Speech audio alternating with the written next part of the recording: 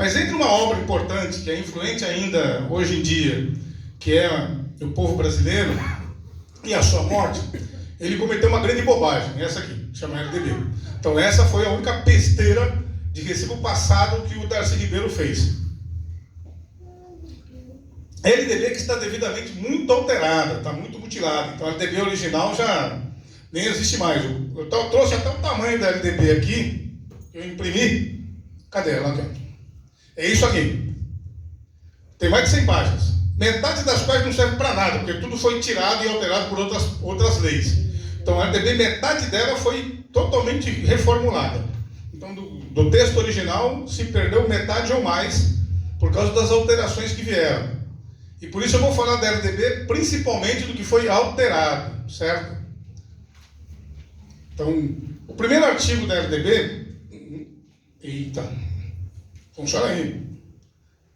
Aqui, da educação. Que ela parte de um conceito de educação, né? Que é a educação ao longo da vida. Então, o que é a educação? Os processos formativos que ocorrem dentro e fora da escola. Ou, se preferirem, antes e depois da idade escolar. Então, a vida do sujeito é um longo processo educativo em instituições escolares, mas principalmente também fora da escola. Então, a igreja nos educa, quem frequenta alguma igreja, o trabalho nos educa, nosso ambiente de trabalho. Eu comecei a trabalhar com 13 anos, no meu tempo era normal isso. Desde os 13 anos que eu fui educado na escola, no trabalho e também em casa. Então, a família educa, o ambiente de trabalho educa, as instituições religiosas educam, quem milita em sindicato ou frequenta entidade sindical, o sindicato também educa, e, portanto, a educação ocorre ao longo da vida do sujeito, certo? E por isso, também voltando àquele relatório Delors lá dos anos 90, em que ele dizia, tem muita gente na escola e pouco dinheiro, então o que o Delors propôs? Para que a escola atenda mais gente, primeiro que os recursos sejam melhor investidos. E segundo, oferecer uma educação mais básica, aligeirada para mais gente. Então aquela escola enciclopédica que ensinava tudo, que formava um sujeito que sabia tudo, não existe mais. Agora o que é? A escola tem que fazer isso aqui, ensinar o sujeito a aprender a aprender. Então nem todo conhecimento que você tem vem do banco escolar. Parte do conhecimento que você tem, você adquire. Principalmente depois da sua passagem pela escola. Então, educação ao longo da vida se traduz no aprender a aprender, né? E é o que se chama hoje em dia de educação continuada. Então, a LDB fala parte disso aqui, que educação não acontece só na escola, educação não acontece apenas na idade escolar, educação é um processo que acontece ao longo da vida do sujeito, e que, portanto, o que a escola tem que fazer é ensinar o sujeito a aprender, a continuar a aprender. Que você continue aprendendo mesmo depois que você saia dos bancos escolares. É o que a gente chama por aí educação continuada. Para delimitar o espaço, vamos dizer, a LDB trata apenas da educação escolar. Não quer dizer que ela não reconheça a educação fora da escola.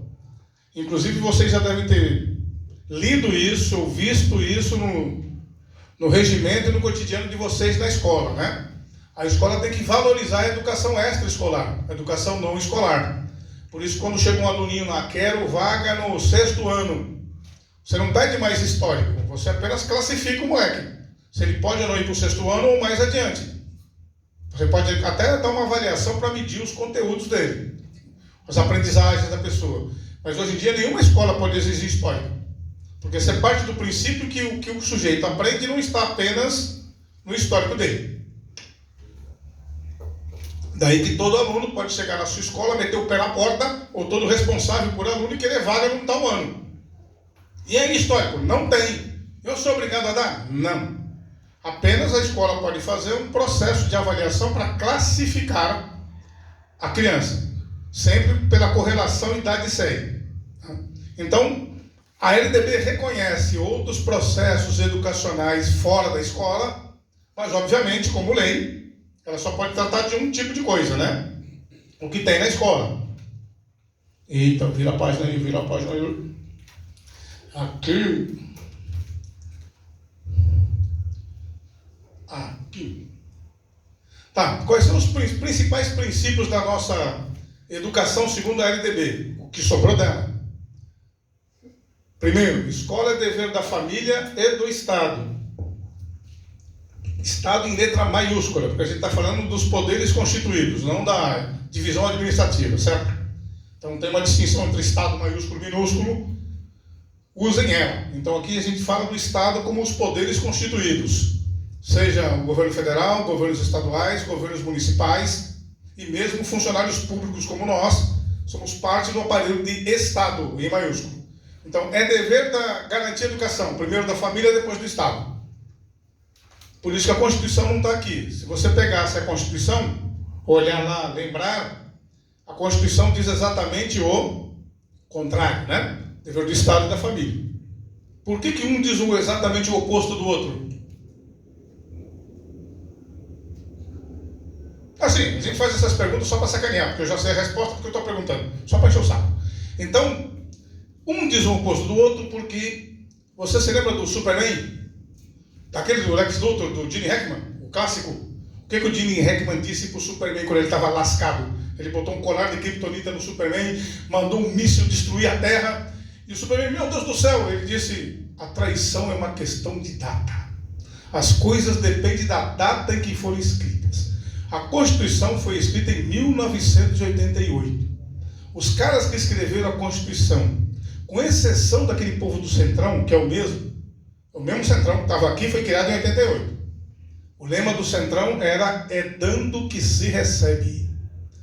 Continua sendo isso até hoje.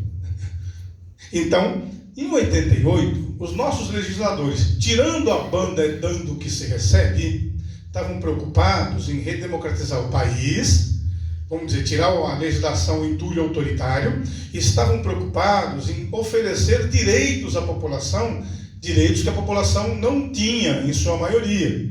Por exemplo, para gente como você e eu. Mais eu que você, porque você é categoria O. Mas eu, por exemplo, quando estava lá em 88, me deram um mês de férias. Nós não tínhamos férias até 88. Em 88, me deram 13º salário. Nós não tínhamos 13º salário até 88. E alguém aqui, os mais velhinhos, se lembram do Quércia? Em 88, ele não pagou o 13º da gente. Pagou só 20%, porque a gente não tinha direito. Então, 13º salário, férias, 1/3 de férias, descanso semanal. Até 88, as escolas podiam funcionar de sábado. E muitas funcionavam de sábado. Foi em 88 que acabou o baile. Agora voltou, né? Mas a partir de 88, a escola funcionava de segunda a sexta.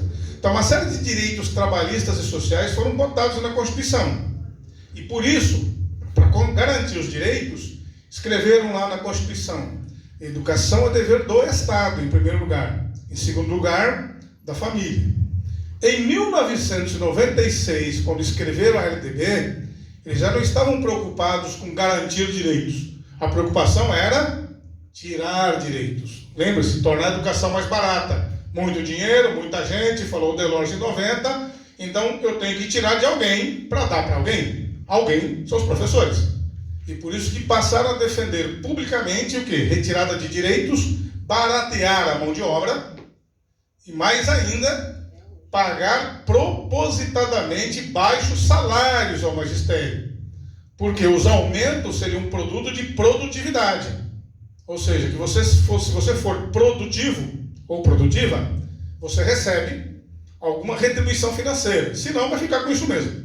Um salário mínimo, 2, 3 no máximo.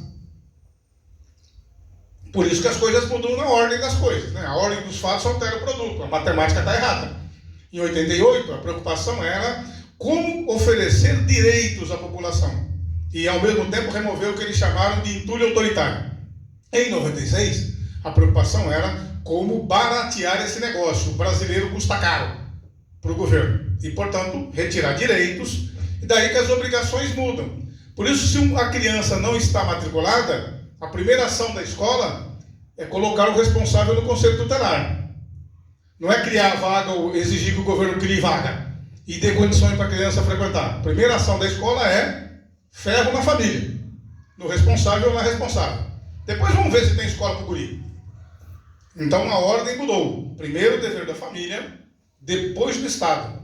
E por isso que eu, por exemplo, como dirigente escolar, minha primeira ação quando não está na escola, não está vindo da escola, a lei diz, ferro na família.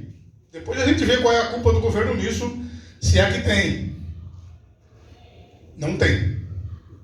Por que o governo não é culpado? Porque você é obrigado a matricular todo mundo que passa na sua porta.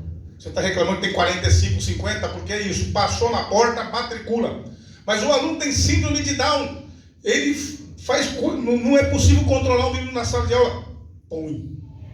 Por isso que você tem lá alunos que são de inclusão, que não tem necessariamente um agente de apoio. Mas você é obrigado a recebê-los, porque todos têm direito à vaga.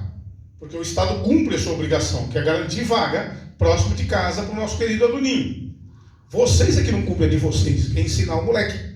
Só porque tem 50 alunos na sala, só porque tem 5 alunos de inclusão, só porque tem violência no entorno da escola, só porque os caras invadem a escola e fazem um punk-punk à italiana, só porque milicianos e bandidos formais ficam guerreando na porta da escola. Isso é desculpa para você não ensinar os moleques? Não pode.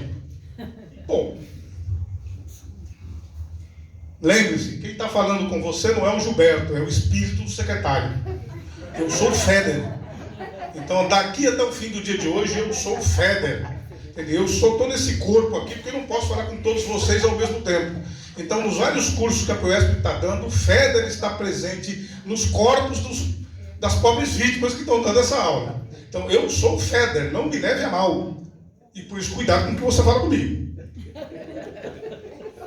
Eu estou ouvindo. Então, o que visa a educação? O pleno desenvolvimento do educando, o preparo para a cidadania e a qualificação para o trabalho. Então, quais são os objetivos da nossa educação? Desenvolver o educando em todas as suas dimensões, né? É o pleno desenvolvimento do educando, o preparo para a cidadania, para ele ser um cidadão, certo? E também qualificá-lo para o mundo do trabalho.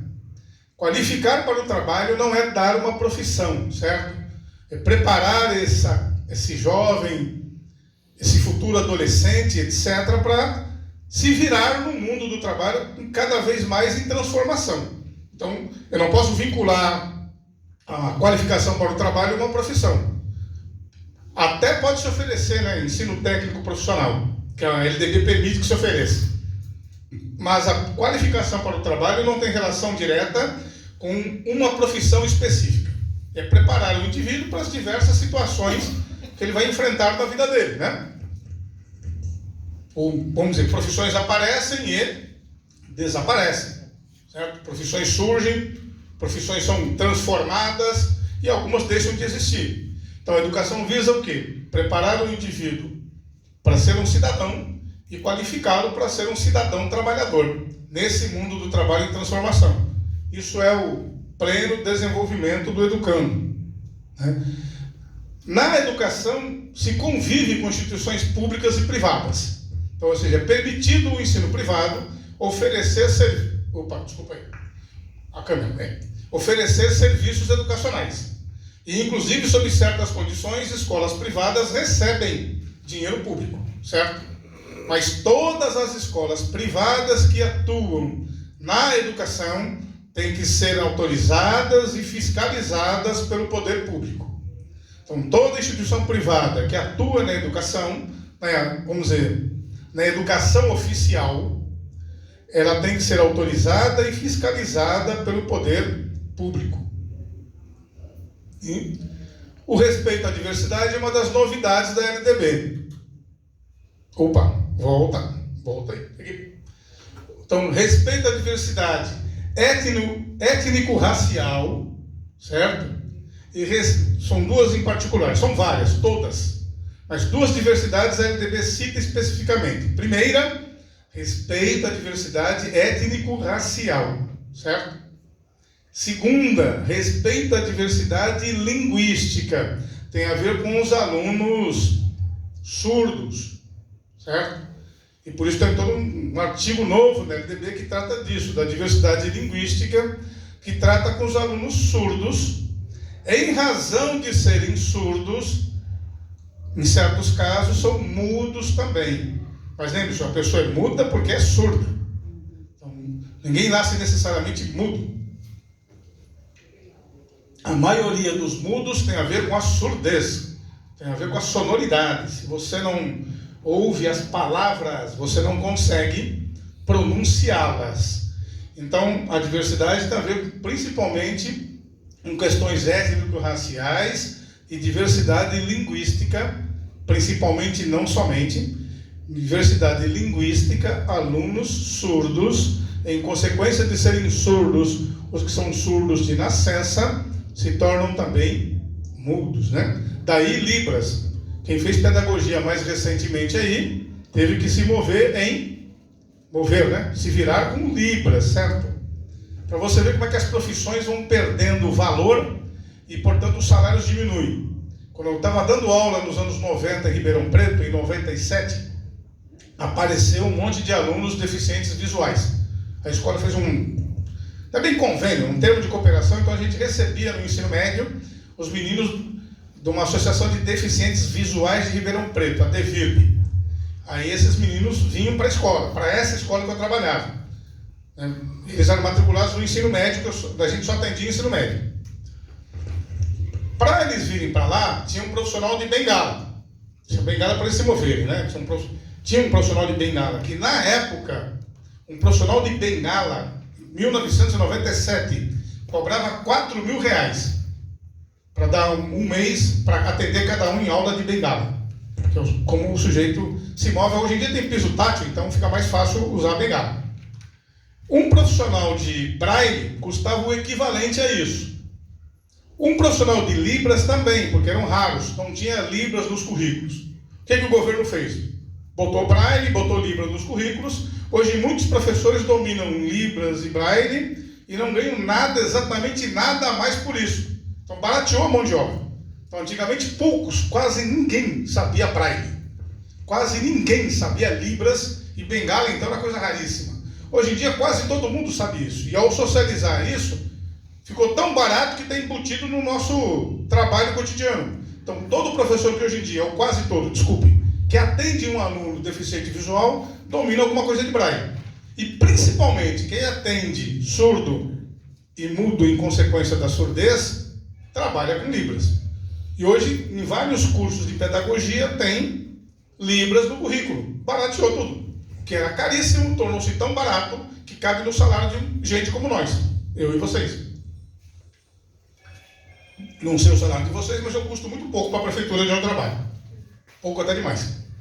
Então, respeito à diversidade, todas as diversidades que você imaginar, principalmente duas: étnico-racial e linguística. As duas que a LDB cita de forma recorrente. É aqui. E liberdade. Essa citação aí esconde a sua liberdade de cátedra, que você já deve ter discutido em algum lugar da sua vida. Então, o artigo 5º da Constituição fala em liberdade de cátedra para os pesquisadores e professores, certo?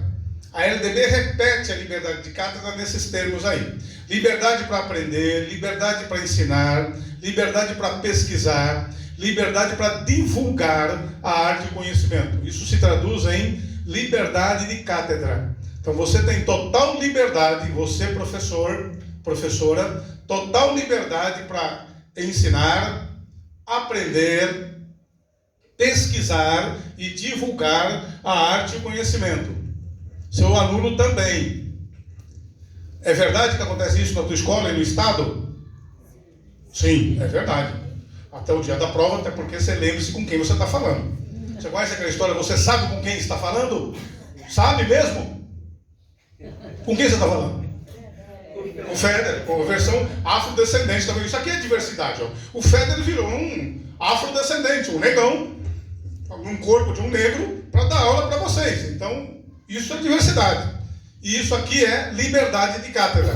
De ensinar, aprender, pesquisar e divulgar a arte e conhecimento. A Constituição acrescenta um negocinho que é bom você lembrar. Sem o uso do anonimato, certo? Então você tem todas essas liberdades desde que assine, né? Não recorra ao princípio do anonimato, tá? Esses são os principais princípios que a LDB diz. E o último é esse aqui. Vamos dizer, diversidade de ideias e concepções pedagógicas, certo? Então, a existência também é garantia de, na mesma instituição de ensino, na mesma escola, coexistirem ideias e concepções pedagógicas diferentes. Tem o professor sócio-construtivista, tem o professor tradicionalista e tem eu. Eu acredito nisso aqui. Então, por isso que eu sempre digo para os meus alunos, quando eu dava aula, e agora digo para as professoras no planejamento. Nós acreditamos na coexistência de diferentes ideias e concepções pedagógicas. Por isso que no ensino a gente sempre combina, né? 10% Pinochet, desculpe, 10% é Piaget e o que sobra é Pinochet. Então, liberdade e democracia é o nosso ramo. Então, na escola que eu trabalho, eu sempre digo, senhores, aqui 10% é Piaget e o que sobrar é Pinochet. Ou seja, democracia tem de qualquer jeito. Vocês conhecem a história do Figueiredo, o homem que iniciou a redemocratização, né? Tinha uma ala do exército que era contra a redemocratização. O Valdir Pires, que ele chamava. Quando eu encherei minha paciência, eu entrego para o Pires, que era o ministro do exército. Aí um dia, já meio com aquela educação característica do Figueiredo, né? Que preferia cheiro de cavalo a cheiro de povo, ele falou isso. Aí ele disse lá, é para fazer desse país uma democracia, e eu vou fazer mesmo. E quem for contra, eu prendo e arrebento. Então, democracia é isso, de um jeito ou de outro. Então, aqui também, o que não é Piaget, 90% é Pinochet. Então, toda escola tem também ideias e concepções pedagógicas diferentes, como parte do exercício da liberdade. Onde estamos? Muito bem, do direito à educação. Isso aqui você já viu, ensino é livre, iniciativa privada. Isso aqui é importante lembrar, porque começou em 2009, certo? Qual é a escola obrigatória hoje? A escola obrigatória é toda a educação básica. Tá? Então, a educação básica que vai dos 4 aos 17 anos. 4 a 5 anos, educação infantil, certo? A partir dos 6 anos, ensino fundamental, de 9 anos, e depois, ensino médio. Opa, volta. Então, 4 a 17 anos é a escola obrigatória, é toda a educação básica, que envolve educação infantil, ensino fundamental, o 1 e o 2, e o ensino médio. Então, desde 2009, essa é a escola obrigatória. E por isso que todo responsável tem que matricular o seu petis a partir dos 4 anos. Porque se não fizer, responde na forma da lei. Inclusive com a perda do pátrio poder. Perda da guarda, depois perda do pátrio poder. Então, escola obrigatória é toda a educação básica, dos 4 aos 17 anos, que envolve educação infantil, ensino fundamental, ensino médio. E, portanto, cada papai e cada mamãe tem que botar o petis na escola. E a escola, esse aqui? Ah, tá. E a escola tem que garantir vaga. Por que a escola tem que garantir a vaga? Porque a educação é um direito público subjetivo. Subjetivo quer dizer do sujeito, tá? É teu. E mais ainda, subjetivo quer dizer que não pode ser separado dele. Ou seja, esse direito não é negociável. Tem direitos que eu posso negociar. Por exemplo, direitos trabalhistas. O sindicato pode negociar com o patrão a flexibilização dos direitos trabalhistas dos seus trabalhadores. Então isso não é um direito subjetivo. A educação é um direito subjetivo, quer dizer, eu não posso negociá-lo. Não posso abrir mão dele. Porque crianças e adolescentes são menores de idade, não podem nada mesmo. Mas 2, porque mesmo que pudessem, não poderiam fazer. Certo? O responsável legal não pode abrir mão de mandar a criança para a escola. Então, o responsável legal tem que mandar a criança para a escola. Tá? E o funcionário público, eu, no caso, o burocrata, que negar matrícula por algum subterfúgio, coisa que eu faço todo dia, né, responde por isso. Então, por ser um direito de todo mundo, um direito subjetivo, quer dizer, próprio do sujeito. Estou bem na foto aí? Estou bem aí? Sim. Alô, mamãe? Vou ficar famoso. Vou pro YouTube.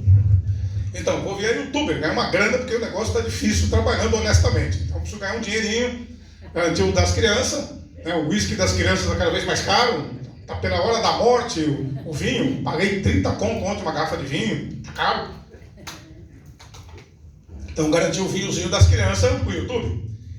Por ser um direito inseparável do sujeito, isso quer dizer subjetivo, é do sujeito, inseparável dele, qualquer um pode acionar o poder público. Peticionar quer dizer acionar. Quando não ocorre a oferta da escola obrigatória, ou quando a oferta é inadequada, e o inadequado quer dizer um monte de coisa, é só o que não é adequado. Então, quando não ocorre a oferta, quando ela é inadequada, qualquer associação, indivíduo e o próprio Ministério Público pode acionar o poder público, acionar o Estado, certo? Para garantir a escola obrigatória. E, aí sim, o funcionário, o estafeta, que não garantir isso, o diretor, por exemplo, responde por crime de responsabilidade. Vocês lembram do impeachment do Collor de Mello? Alguns acho que não eram nascidos, mas teve impeachment em 90. 90 não, 92. Então, o Collor de Mello foi mandado embora porque era corrupto, não é isso? É isso? Não, acabou de errar sua questão na prova. Ele foi mandado embora por isso aí. Crime de responsabilidade. Quer dizer o quê? Ele não era ladrão, mas os subordinados dele eram.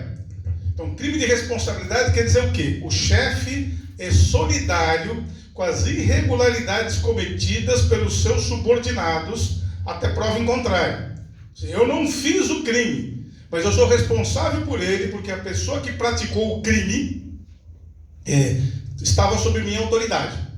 Então, ou seja, se a escola não matricula, o diretor não pode contar a culpa do secretário que não deu vaga, ou culpa da professora que não deixou o moleque entrar porque não tinha carteira para ele. A culpa é do diretor por responsabilidade, ou seja, o chefe é responsável pelos atos dos seus subordinados. Então, se na escola que eu trabalho vai alguém lá pedir vaga e alguém, um funcionário diz, não tem vaga, está lotada a sala, cabiam 40, nós já botamos 50 aí, não tem mais por onde enfiar aluno, esse funcionário não necessariamente será punido, o punido seria eu, porque o chefe é responsável de forma solidária pelos atos praticados pelos seus subordinados.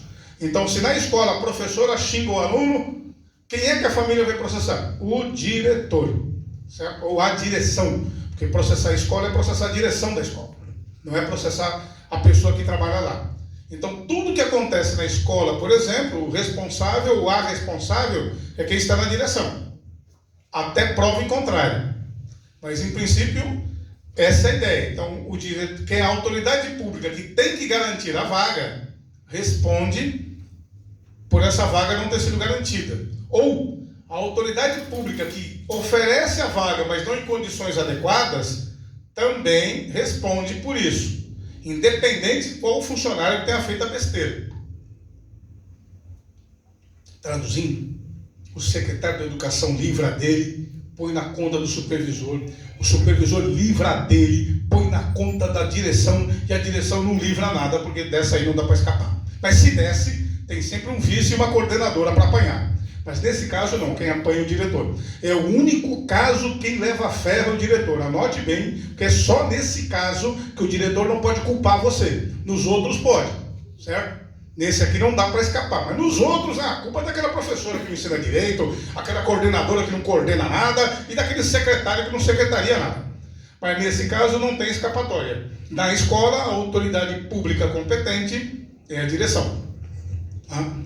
Só nesse caso o diretor se dá mal. Pois eu acerto um.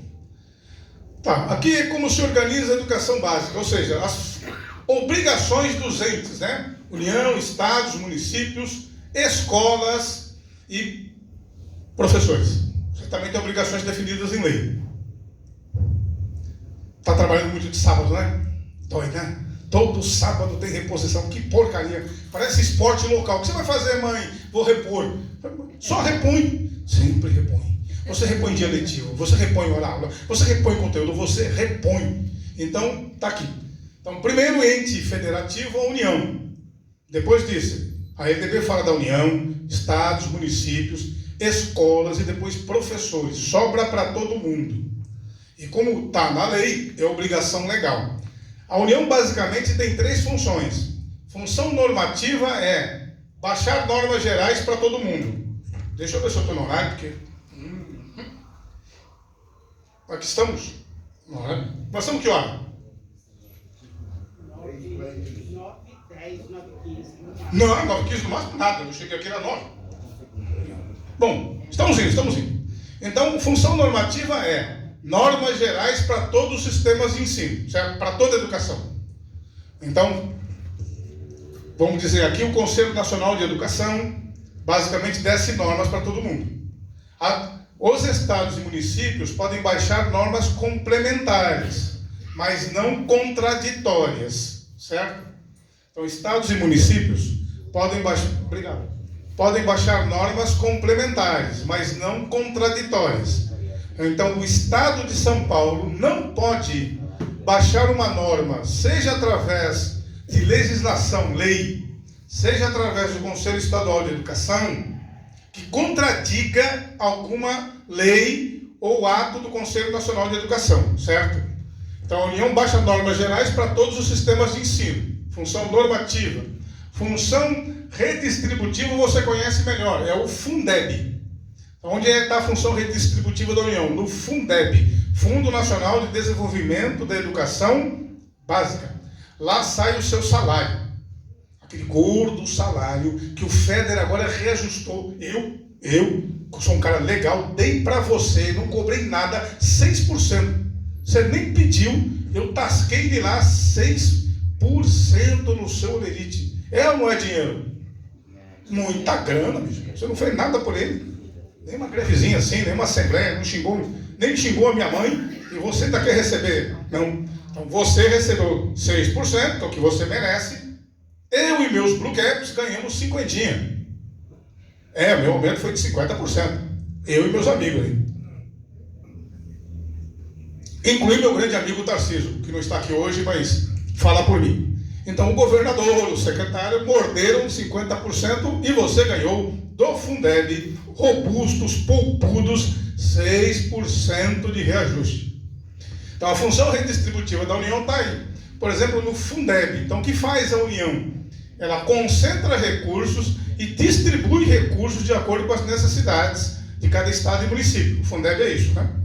O Fundeb recolhe 60% de uma cesta de receitas que os estados e municípios têm, que vão investir na educação, recolhe 60% dos orçamentos da educação de estados e municípios e vai devolvendo com algum a mais de acordo com o número de matrículas.